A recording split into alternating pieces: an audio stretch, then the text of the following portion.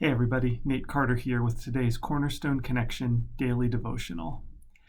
I love Christmas lights. I absolutely love Christmas lights. In fact, one of my fond memories from childhood is that on Christmas Eve night, after our family went to worship together, my dad would drive us home through some of these beautiful neighborhoods that were all lit up with lights, and we'd just take 20 minutes or so to just drive slowly through the neighborhoods and look at the beautiful lights. And now, all these years later, my own daughter, Emmy, just seems to be enraptured by Christmas lights as well. And in fact, every day I pick her up from daycare and she says, "Daddy, can we go to the neighborhood of lights?"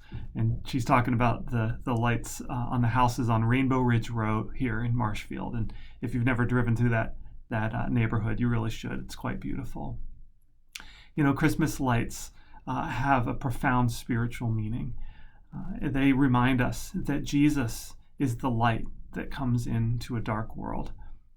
And the light is so much more pronounced the darker the surroundings are.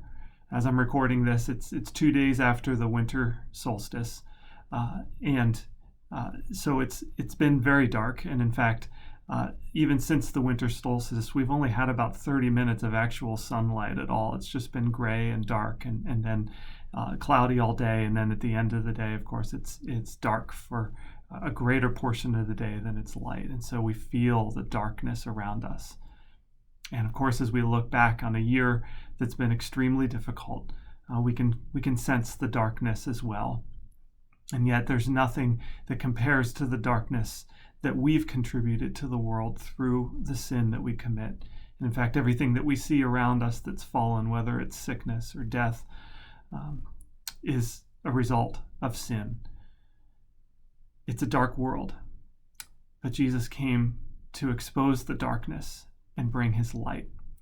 Listen to these wonderful words from John chapter 1. This is how John begins his book to us, his gospel. The true light that gives light to everyone was coming into the world. He was in the world, and though the world was made through him, the world did not recognize him. He came to that which was his own, but his own did not receive him. Yet to all who did receive him, to those who believed in his name, he gave the right to become children of God. The Word became flesh and made his dwelling among us. We have seen his glory, the glory of the one and only Son.